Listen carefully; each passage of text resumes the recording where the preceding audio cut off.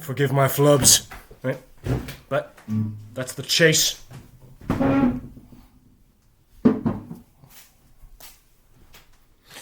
that great masterwork, Fluffhead. Right, we call it Flubhead because I flubbed it a couple times.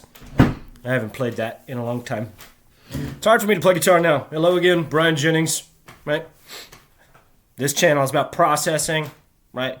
My diseased, pathological case study in clairvoyance and remote viewing of a relationship with Quentin Tarantino. I am the reason that he canceled his film, The Movie Critic, last April. And after I didn't bend to his psychic whim in June of last year, he entered into a campaign to compel me to madness and suicide. And so we're talking about it every day, right? That I've reached out to the press, right? I've reached out to his agency and, said, what's the deal? What's going on here, right? They've all closed ranks. They're all sheltering evil, right? And so I've written a novel about my experiences. It's a novelization of my experiences, right? Quentin Tarantino's name in the novel is Alistair Hoffman, right? Right? Yes, after Crowley, right? The movie is called the book is called Building a Coven, right? And so perhaps this is his last movie in that way, right? If he really did sell his script. But I don't believe that, right? April Fool's joke, right? He wanted me to go, oh, it's so much bang. And then he could say, gotcha, right? So all of the things that I'm talking about now, right? We're talking about my relationship with Quentin, right? We're talking about the nature of reality, right? That they're all... right? That this, like everything that he has done to me, right, is done through the same tactics, right, that he wanted to reveal me through, right? That he wanted to unveil me to the world through, right? That he, right, created this bridge with me, right? And so I hurt him, right? He hates me because of me. He doesn't hate me because of him, right? And so, right, I was arrogant, I was proud, right? I acknowledge that, right? I get it. Like, I failed the sorcery test. I failed the telepathy test, right? And so if anyone's been watching any of these videos, then if you've been paying attention, you know that I am the strongest clairvoyant of my generation, right? So it's just become a disgusting psychic siege, right? We both failed our tests, right? And so now it's time to talk about it because he has entered into a realm of palpable evil, right? Not only plaguing my mind with visions of black-clad assassins, but to actually express his intention as an attack against my physical body, to actually destroy my body with his mind, right? Which I can do as well, right? Anyone can, right? If you know the game, right? So, why did I play the chase? What does that have to do with it, right? What does Fish have to do with it, right? I wrote Transtasio. I wrote Fish. P.O. Box 4400, Burlington, Vermont, right? About reconciling with Quentin. I asked them if I could, right? If I could play on stage with them at Madison Square Garden and unveil the trailer, right? During Saw It Again, right? And so that was, right? And that was all in an effort to reconcile, right? By that point, Quentin had besieged my mind with so much bullshit that I wrote another essay, 9,000 words, right? Put it all out there, right? And so, right? When he said, you're an asshole, I said, well, how about Fish? Right? What if I can get them to let me play on stage with him? And he said, okay, sure enough. Sure. Like, I guess that's enough. Right? And so, right, my point being that he slandered me to them immediately. He threw me right under the bus. That's obvious, right? And so the first one was sincere, right? The second one was, more pure manipulation. And the third one was the recognition that perhaps Quentin hates me, right? That's what I said in my last letter, that perhaps, right, that I was sincere when I sent my first letter, but now I'm seeing, right, because I was sleeping outside in the middle of America, right, per Quentin's instructions, right, to get to New York to play Hamlet with Eliza, right? So this is it's a very dense campaign, right, to see me lose my mind, right? And so, right, thereafter, right, after, right, Fish announced their West Coast run, right, I said, I sent them another letter, and I said, well, the book, it's obvious that Quentin hates me, right, that he's done a palpable damage to my mind, right, and so the book on the shelf, that's its own spell, right, like I see that now, right. Could I come out and read, right, I don't have to play any guitar, but I can do that too, and read the section, right, that goes through the canceling of the film while you guys are playing, right, during what's going through your mind, right? Originally, I thought, we should do it during Colonel Forbin, but right, no, this is better, right? Like that's right? So, right, maybe 2 days later, right, Trey, right? No, actually, a little bit of time passed. I didn't hear anything from them. And then Trey began his solo tour, his solo acoustic tour, and it really became obvious that Quentin, right, that he's done all of this to compel me to suicide, that's like there is no other way to interpret it, right? And so I started sending them emails. I stopped writing physical letters, right? And I said, it's obvious that he has, that there's no, right, there is no reconciliation, that he just wants me to die, right? So I want you to send me every correspondence that you have that involves me. That's all, just me, right? And of course I heard nothing from them, but however, the following day, right, while Trey was on his solo acoustic tour, right, he announced that he got a request from a kid online and played What's Going Through Your Mind solo acoustic, right? This is Quentin's game, right? This is his tactics, right? He offers me bullshit subtle answers in the press, right? So obviously they're in league together, right? Right? And so while they were playing in Seattle, right, Quentin tortured me with a palpable evil to try to poison my body, right? That's what he did, right?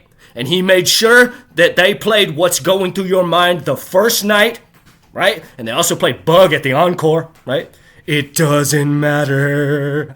I'm upset about the possum, right? Oh, am I roadkill? Is that what I am in this formula? Right? Right? And so he made sure, right? He made sure that I knew, like, oh, no writers are coming on stage with Fish, right? Right? However, right, that first night of the Hollywood Bowl, what did they play? What's Going Through Your Mind again, right? As well as Life Beyond a Dream. That was for me, right? That was for me, right? More bullshit, more subtlety, right? Trey's so concerned with having his moment in the limelight that he's in league with evil. That there's nothing else to, especially now after Seattle, right? After he did those things, right? Oh, it doesn't work that way. It doesn't work that way. Right? Oh, there's nothing wrong with you. Right? Oh, he's not well. Right? But what I'm saying is that he's not actually that cool. He's in league with evil, right? And so if he was honest, right? Right? He would show me the correspondences that involve me, right? It's bullshit that I have to sue him, right? For him to produce the truth, right? That's all I'm asking for, right? And so if the truth of the matter, right, was just that I wrote them 5 letters and I'm not well in my mind, right? Why wouldn't he, and I've mentioned this in other videos, why wouldn't he say, here's what you sent us, right? We're sorry you're struggling. I can tell that you're suffering in some way. Please know that we love you and appreciate you for supporting us, right? For flying all over the country 1,000 times over, right? Spending every dollar I ever earned as an adult, right? So, right? He's cast his allegiances on a particular side of a very dangerous game, right? And until I see, right, he's basically my mortal enemy now, right? That Quentin Tarantino, right, is my mortal enemy, right? He's made that clear, right? That he wants me to die. That's it. There's no other way to interpret this campaign, right? And I live in palpable fear, right? And so that's why we're talking about it, right? And as a result of Fish's insulation of his evil, they're now akin to this campaign as well as the Discovery Institute, right? Who are nothing but charlatans and frauds. Dr. David Berlinski is a hack who supports evil. Dr. Stephen Meyer, both of them have no right to lay any claim to the philosophy of intelligent design, because if they do, right, then they know they have to accept the validity of my claims. Because if life has an intellectual origin, right, that same intellectual beginning, right, the genesis, the singular genesis, right, obviously must be the source of all psychic and clairvoyant phenomenon. Obviously. There's this logic is infallible, right? So I've written the novel, we're talking about the novel, right? I'm at clam is fish, right? And so I'm going to pick up where I left off. I made it to Denver on Wednesday morning and have been bumming around the city. Boulder, Pearl Street, playing guitar. Now, Friday, I am parked at a Travel America 6 blocks south of the venue on Quebec Street. It is 2:50 in the afternoon. The lot opens in 10 minutes. I emerge from my truck, lock it up as best as I am able. Not that it looks appealing to any thieves, and begin walking north up Quebec towards the entrance. The walk is very Colorado, wide, horizontal, not vertical. The 6 blocks between reveal little of interest that does not blend in perfectly with the backdrop of the show. Tie-dyed vans, dreadlocked children with foul mouths, converted school buses that give gonorrhea to anyone who sits on the fluid-stained furniture bolted through to the floor. This venue, Dick's Sporting Goods Arena, has become a legend in its own time. This is the place where the M show and where they spelled all those wonderful acrostics unfolded. A true elevation of form. Over the first 4 years, always the first night of the weekend, never duplicated, as is standard, never done anywhere else either. The first year I came was 2016, and though they spelled nothing all weekend, it has become a classic, with Sunday, September 4th, my birthday, being any number of fans' top show. The first 8 years they allowed camping on the practice fields, as the venue is a professional soccer stadium. Inside the campgrounds was an open-air drug market, wide open from start to finish. I can remember one night, the first year I attended, perusing the campgrounds, I came upon a dense coagulation of action. Some 30 people all hovering around a central area, inside of which is a small table with 2 stuffed animals, a fox and a bear. I approached to hear the Wookiee MC offer his pitch. Who will win, Swifty Fox or Cunning Bear? Fox versus Bear, who stands tallest? Who can withstand the vibration of life the longest? Taking bets, who's in? A guy produces $1. I put $1 on Bear. He takes the $1. Okay, folks, we got our first action. Who's betting against? Who's in? A guy produces a 10 as another girl approaches, the girl who bet first. A guy produces a 10 as another girl approaches, the girl who bet first. I put my last $1 on Bear. The guy says, 10 on Fox, motherfucker. He takes the bill. There it is, folks, 2 bets. $1 on Fox and 10 on Bear. Who else wants in? Who's betting? Come on, folks, we ain't got all night. An awkward silence pervades. I ask someone near me, what is it? He looks wide-eyed. Fox and Bear? You don't know? The auctioneer. No takers? No one else wants to bet? The guy next to me. This is some fucking good action. I smile and nod in slight confusion as the guy who placed the $10 bet says, fuck it, let's go. The auctioneer replies, but the guy cuts him off. Yeah, I know, fuck it, my $10 against her won. Who cares, let's fucking go. A dull roar emits from the throng in exaltation. You heard the man, let's fucking roll. A girl next to the auctioneer picks up the fox as he picks up the bear. They turn them upside down as he says, count of 3. 1, 2, 3. They both push a button or lever on the underside of each animal, and they begin vibrating wildly. They place them on the table, and everyone begins hooting and hollering at their rapid undulations. Come on, bear! Fox, fox, fox, fox, fox, fox! A little over 1 minute passes before the fox falls onto his side and shuffles off the table onto the grass. The crowd erupts. Oh! The auctioneer, there it is, motherfucker! Game goes to bear! He hands the $11 to the girl. The guy yells, Fuck, let's go again! The girl who turned on the fox picks it up off the ground and sets it back on the table. I walk away as the auctioneer continues to spiel once again. I learned later that they cut holes out of the animals and shove vibrators inside of them, and whichever falls over first loses. These are the stakes. This is the game. Now, 5 years later, they no longer allow camping. In 19, which I was in attendance, the prairie dogs who nest just outside of the campgrounds were stricken with the Black Plague, and so the campgrounds were shut down. They said just for the year, but it is obvious they used that as an excuse to shut it down for good. Those shows were funny too. Clay offered lots of jokes about prairie dogs and the plague. During 45 days, he said, Taste the fear, for the plague is drawing near, and the like. So now we're all bound for hotels, or in my case, my beat-up truck in a truck stop parking lot. The parking lot is gravel on both sides of the venue and wraps around the complex of smaller fields used in youth leagues inside of Trenton Street, which runs parallel to East 56th Street before turning north and running parallel to Quebec Street before running into Prairie Parkway on the other side of the venue. East 59th Place runs through the lots on the south side of the venue, and East 60th Avenue also cuts through them on the west side but stops at the venue.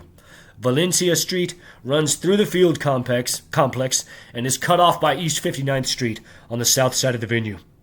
One lot in particular, bounded by Trenton Street on the south, Prairie Parkway to the north, Victory Way to the east, and East 60th Avenue to the south is where the magic happens, where they allow vendors to clamor in the minute they open the lot to set up their tents or their food trucks and hawk their power for $1.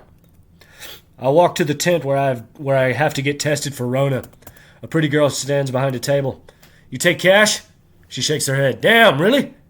Yeah, sorry, we don't accept cash. Guy next to me with his son produces a credit card. You got cash, right? Yeah, right here. He hands the card to the girl. Reward points, go for it. I hand him the $100. Thanks, man, I appreciate it. He smiles as he accepts the bill. No problem, dude, have a good show. He looks to his son. Come on, dude, let's go find Mom. They walk away as I watch her prepare the test. They shove the fucking shit in my nose. And those 10 minutes are some of the tensest I've experienced at the thought of not being able to go in. My friend Pickles, I know, just had to miss the gorge because she got it. But all is well. I got my wristband. Now I'm heading into the heart of darkness. My phone rings. Pickles, what's up? Ethan, what are you up to? I'm here, about to head into Shakedown. What about you? Yeah, we're already in here. I'm standing with Patrick, who's got his swag out on a table. Nice, whereabouts? Closest aisle to the venue, south side, near the corner. Cool, I'll be there in 5 minutes. In truth, many aspects of the culture seem abhorrent to me. Most of what we see here in our own little Babylon has little to do with the artistic light Clam offers the world, and everything to do with commerce. Sometimes, any number of times, I have seen true inspiration. Someone expressing the necessity of their soul through any medium. Music, painting, food. But when I walk through the mass and a guy shouts at me, $100 crystals, buy my $100 crystals. Hey, you, buy my large shiny rock. Tiny cereal spoons for your tiny cereal. Buy your tiny spoons for your tiny cereal here, $10. I cringe. As a spiritual creature, a psychic medium, I recognize the intellectual validity of crystals, the scrying stone. But that guy understands nothing, therefore betrays the dignity of what he professes to trade in. Their ambitions are in no way rooted in truth, beauty, or goodness. I recognize money as a necessity. I am not naive. I suffer unduly as a result of my inability to make it, but it reads as gross to me in some way. And if I'm being honest, as that guy is overweight and does drugs all the time, I find it hard to believe he is digging in the dirt at 13,000 feet to procure those stones. Therefore, he likely purchased them from a slave labor mine out of Brazil at Amazon, and therefore is a complete fucking hack. Right where she said she would be. Pickles and the gang are set up on the edge of a table. I approach. Pickles, what's up? She gives me a big hug. Ethan, how are you? Come meet my friends. She points to a taller white guy with glasses, pudgy, a real flaming queer. This is Patrick. This is his stuff he's selling. And this, she points to another guy to Patrick's left, is John, and points to the last guy behind John. And this is Max. I shake hands with them. No grips of note. Nice to meet you all. Casting my gaze upon the table, I see a myriad of kitsch. Earrings of the bolt in Fortunate Corpse's symbol. CNC cut plastic, neon colors, green, yellow, red, the full spectrum. As well as plastic penises. The dick jokes are honestly tired to me at this point. But this place has become an institution. So, comes with the shows every year. I can remember in 17 while camping these guys walking around with a boombox, blasting a tape of bad pop songs they re-recorded and changed all the lyrics to reference dicks. It was funny the first 2 times. I wanted to destroy that boombox by the end of the weekend. Pickles looks to me and holds her hand out. Here. She opens my hand. I open my hand and she drops a small thing into it. It's a small yellow baby. Thanks. Giving out babies. She holds another one out to a girl as she walks by. The girl opens her hand, accepts it, inspects it, and says, smiling, I don't know if I'm ready. I ask Patrick, you made all this stuff? He nods. CNC? He nods.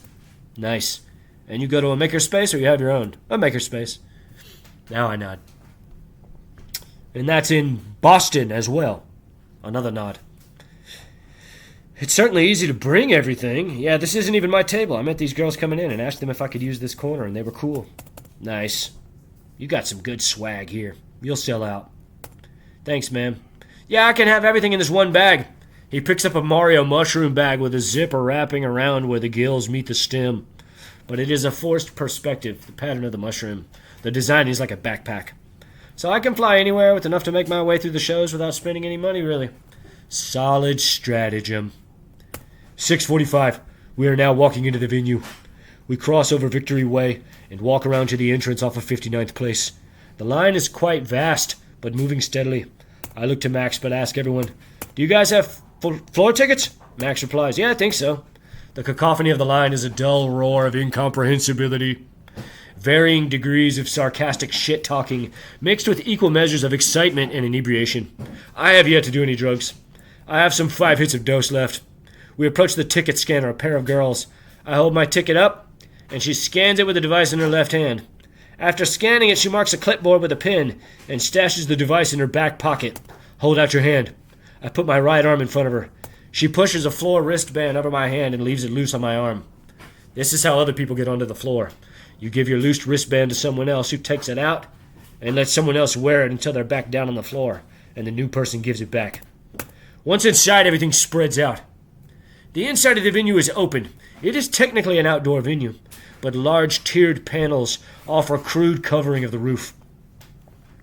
The entrances all lead to the top of the seats, and to get to the floor, you have to walk down the aisle, where openings are spaced out equal with the number of aisles. The guy checks our wristbands and lets us all pass into the floor, which is the field that the team plays upon, though they protect the grass by placing plastic flooring over it, reminiscent of extension cord trip guards used on construction sites. We adopt a spot not near the front, but not in the back either. Same side I was on at the Gorge. Keys and guitar. Patrick looks to me. So you were at the Gorge? I nod. Yeah, it's too bad Pickles got the Rona. Yeah, I was pissed. I'm surprised you didn't see them. Well, it's a big place. We were in the Gold camping. Eyes wide, I replied. Oh, well, then of course I never saw you. Is it nice? John says, yeah, it's great. Boom right there next to the venue. Catered food every day. Now, Patrick, we had to strategize to go party in the regular campground. But I don't understand what people are talking about when they talk shit about premier camping. People say that? He nods. I'm sure there's cool people everywhere. Whoever says those things is likely bitter. Pickles points to her shoes as more people begin to fill the space. If you lose us, look for the shoes. They're Sketcher light-ups that have a string of LEDs which illuminate with her every step. Today she wears a purple wig and a chromish purple sequined dress. The band comes out right at 8 o'clock and rips right into 45 days, setting the bar high. The jam is not too broad. These last few years have seen the band become increasingly polished, and this opening song is a perfect example of that idea. Dancing like our lives depend upon it, the sets unfold organic. with, for me, the highlight being my first froth. This is why we keep coming. There's always more to see. Always more to hear. The set closes with Panini, and we're all riding high. All of these experiences are always over in a flash, a cosmic instant. Songs bleed into one another, are brought back. Teases pervade throughout. Friendships are forged, and other times lost. Drugs, hormones, chemical synthesis of soul and matter, a blessing. Each time we come into the condition unsure of what to expect, though with haughty opinions almost always, offering our criticisms of previous shows and our hopes and expectations of what they might and will play.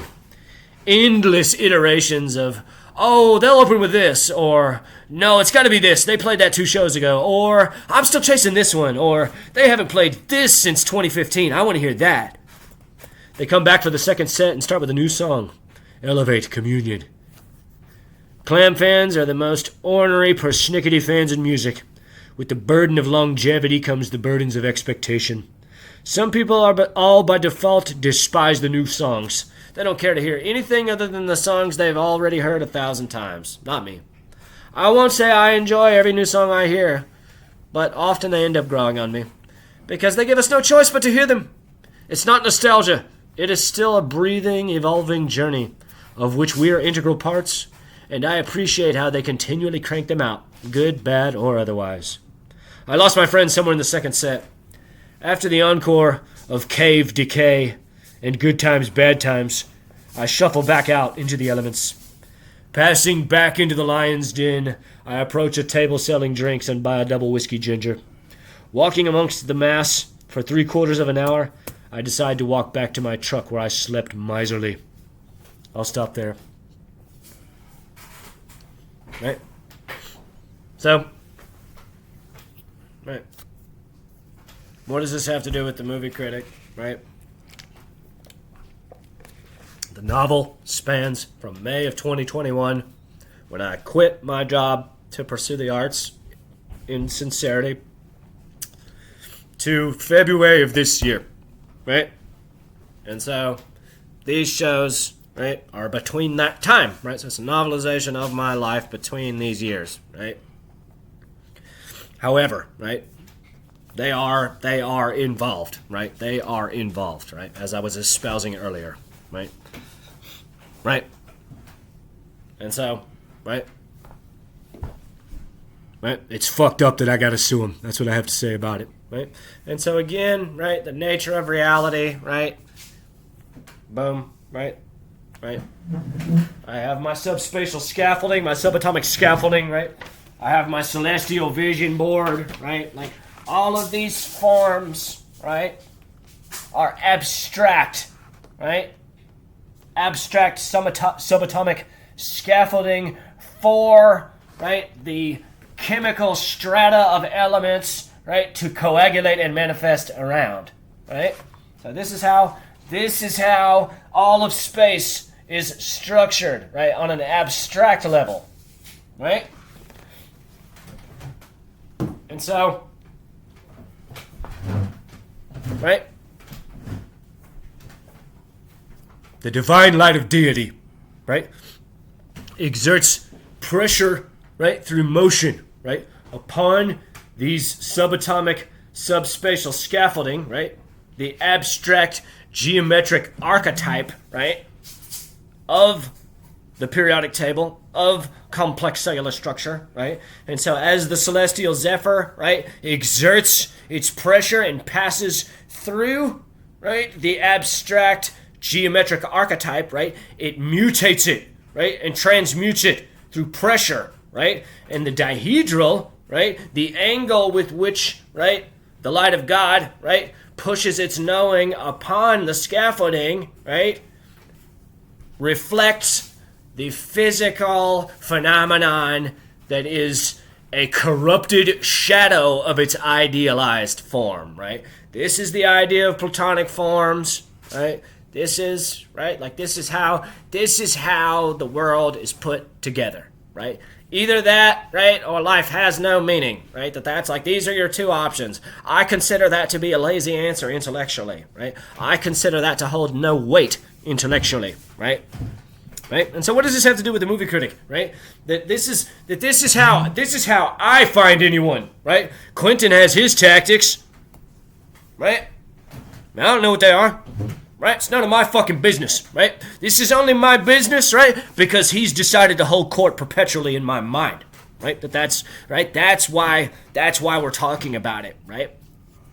Right. And so I posit, right, that this source of all clairvoyant psychic phenomenon, right, is also the same source that life is comprised through, right? So all of space, again, all of space, every cubic centimeter, right, is perfectly nested, right, with an infinite abstract lattice, geometric lattice, right, as a quantum electric potential waveform, right? And so the motion of God's knowing, right, of deity, right, which is not a creature, right, it's an abstract intellectual principle, right, exerts pressure, breathes through the abstraction, right, which transmutes and mutates it, right, into the measurable manifested world, right? And so when you meditate on these things, right, when you hold these in your mind, right, that it's a relay, right? It's a rebounding, right? And so you're holding, right? All of these things are all latent within every cubic centimeter of space. This is my point, right? This is 5 golden mean spirals, right? Dodecahedron inside of an icosahedron, right?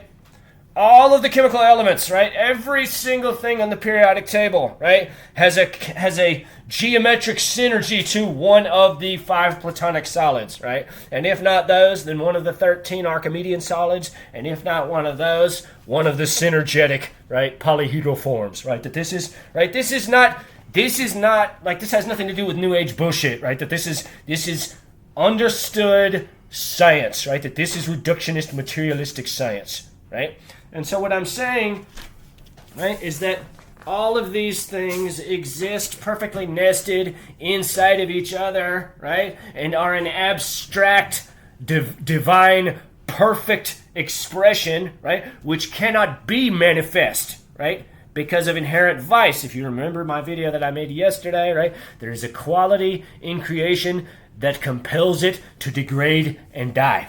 Right? And so as a result of that, right, these forms are degraded, right, when they emerge, right, in the manifested world, right, as photons of light or as chemical elements, right, or as complex cellular structure, right? And so if all of these things are all latent in your mind, right, if we say, oh, okay, life has an intellectual origin, right, that everything emerges, right, from a divine intellectual principle, right, that exerts its knowing, right, upon the quantum waveform potential, right, which is unilaterally nested within every cubic centimeter of space, right? That if you, however, right, like if everything is moving, nothing is moving, right? So if you just think, I have geometry in my mind, right? That's right. That doesn't mean anything. That doesn't mean anything because it's all there. It's all messy, right? If everything is moving, nothing is moving, right? So the compass, right, is the symbol of Freemasonry, right? The compass is the most important scientific instrument, right? Because it liberates your mind out of the confusion of the omniscience of God's knowing, right? That God is the only thing that can see and understand all. Right? But if you wield a compass, you can know a piece of it. Right? And so, remote viewing, clairvoyance, psychics, right? It's particular remote viewing, right? This is what I'm talking about, right? That all of space derives from these divine abstractions, right? That all of manifested reality, right? Right? Which is to say that all of these forms, right, and the 1,500 other ones that I could construct at any time, right, are perfectly nested inside of every cubic centimeter of space, right? And it's through the pressure of the divine intellect, right, exerting itself, passing through, right, the abstract perfection, right, that it mutates into what we perceive as the measurable physical world. Right? And so if you want to find someone, right? If you want to remote view someone, right? This is all I need, right? I don't need anything else, right? I don't, right? Maybe a name, right? This is like, right? I lock this into my mind, right? And then I say, okay, this is everywhere. All of these things are everywhere, right? I'm looking for someone. I'm looking for Quentin Tarantino. Right? And I find him. Right? And I've never looked at his picture for any real amount of duration. Right? Right? So, right? What's the solution? Right? There is no. This is a fucking. This is soul energy we're talking about here. This ain't a fucking light switch. Like he and I, we're bound together forever. Right? Through, beyond, to the edges of eternity. Right? And no, I'm assured. Oh, the game's over. Right? Like blah blah blah blah blah blah. Right? Damage is done for sure. I'll question my every thought forever. I'm wearing it well. I'm wearing it well. Right? Got what you wanted. Right? Right? But did you? Right? Is this right? Did you sign up for this too? Right? Because, right? You've seen me reference nothing, right? That this is the same mind, right? This is the same mind that you've been abusing all this time, right? And so I suspect that he's just as exhausted as I am, right? And so he's been steeped in it, in bile, nothing but bile for a year, and I put up with it for a long time. I was too, right? All out of trust, all out of shame. Like for me, again, it's my fault, right? I can't stress that enough. It's not Quentin's fault, right? It's not, right? It's his show. Like he can play fucked up mind games, right? Like that's fine. No movie star Brian, right? I get it. But now, right now, it's become a case study, right? Like there's no. You can not like me, right? Like you can say, oh, this guy fucking blew it. What a loser, right? Can run my name through the mud all over town, right? But this thing that you've done, right? That this psychic siege that the two of us are in the middle of, right? This connection that you forged with me that will last forever. It will never go away. Doesn't work that way, right? Doesn't work that way, right? That this is soul energy, right? Like the soul is immortal, is eternal, right? That now the two of us, right, have a divine celestial connection, right? That's right, right? And it is special. It is. I don't dispute that in any way, right? But if we spend no time together, right? If we forge no real memories, right? If it's just what it is now, right? Then that's just fucked up. That's just fucked up. That's the point. Right? And so, right? Again, the argument is, oh, he's not well. How unfortunate, right? That's right. Right? Release the footage, right? Release the footage from Tribeca, right? Right? And again, he can't do that, right? He's just gonna lie. He's just gonna deny, right? Ask Robert De Niro, right? You ain't gotta believe me, right? Right? Ask his wife, right? Daniela, that fine fucking goddess that he could be focused on, right? Right? And I'd like to hope that he's seeing it now, right? He's seeing it. Right? That he can focus on what's good in his life. Like I don't have $100 million, right? I don't have a beautiful wife.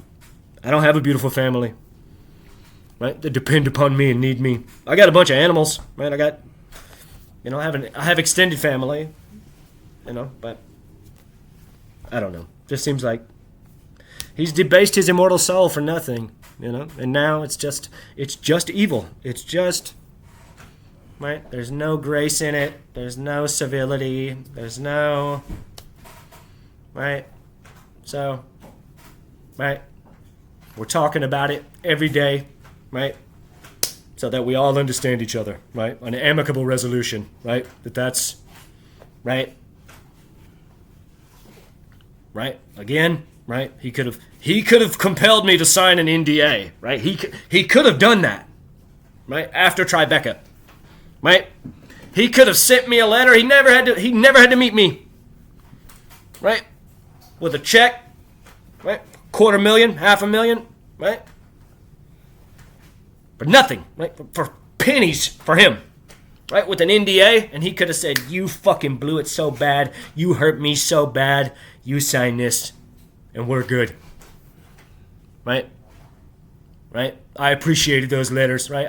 I trusted you, right? And you burned me. And that'd be perfectly reasonable, right?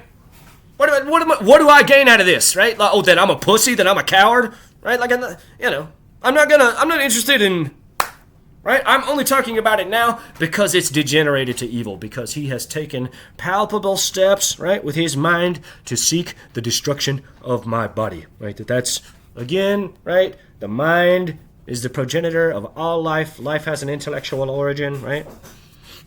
Evil is a mirror of inherent vice, right? Right?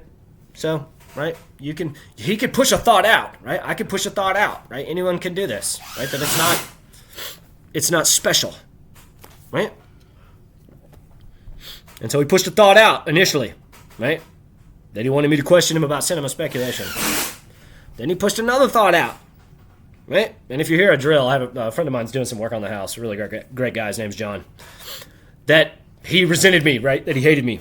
And then he pushed another thought out, right? That he has a daughter, right? That he has a secret daughter. Of course, it's all bullshit, and she loves me and she wants my baby. And then he pushed another thought out, right? That she's a skank who just wants to get fucked, right? And then he pushed another thought out after I wrote Fish, right? That Eliza is in love with me, that Trey wants to help me play Hamlet. But not before he made me believe that the Discovery Institute wants to help me play Hamlet, right? That it's all the same game, right? It's all the same tactics, right? And so when on New Year's Eve, right, and I'm going to stop now because I've been going for 42 minutes, right? On New Year's Eve, I said, okay, I want to see what the truth of the matter actually is, right? And so I printed out Allison's picture, right? And I started remote viewing her, right? And so he started plaguing my mind with bullshit immediately, right?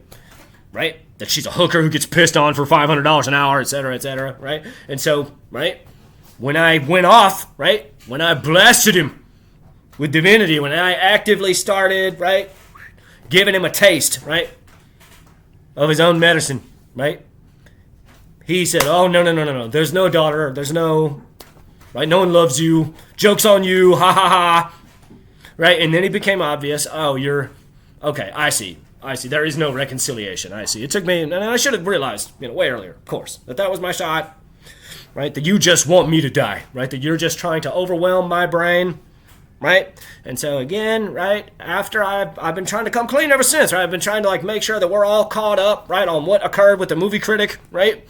And so in my desperation, right, which people will say, oh, he's mentally ill, and that's fine, right? It's fine. Wisdom appears as madness to the uninitiated, right? That in my desperation, trying to bring holy, pious people down upon Quentin, right? I had the thought, now that he knows that he won't trick me into blowing my brains out, what else is he prepared to do to put me in the ground? And of course, I thought of it immediately, and he stole my fear, right? And now he is actually evil, right? That's right. Right? That's why I'm here, right? I'm the guardian angel of the world, right? That's how I see it. I could have been a movie star, right? I could have been a great movie star. Is there place for reconciliation in his heart, right? I would say no, right? I would say that he wants me to die. That's the only thing that I can assume, right, is that we're mortal enemies, right? Because he's taken these steps, right? And so this is why I've ordered everything that I've ordered. This is why I'm going to put that fucking box together, right? And we're going to talk about it on here, right? There's no secrets. We're not doing this in the dark anymore, right? Right? He's a clairvoyant. I'm a clairvoyant, right?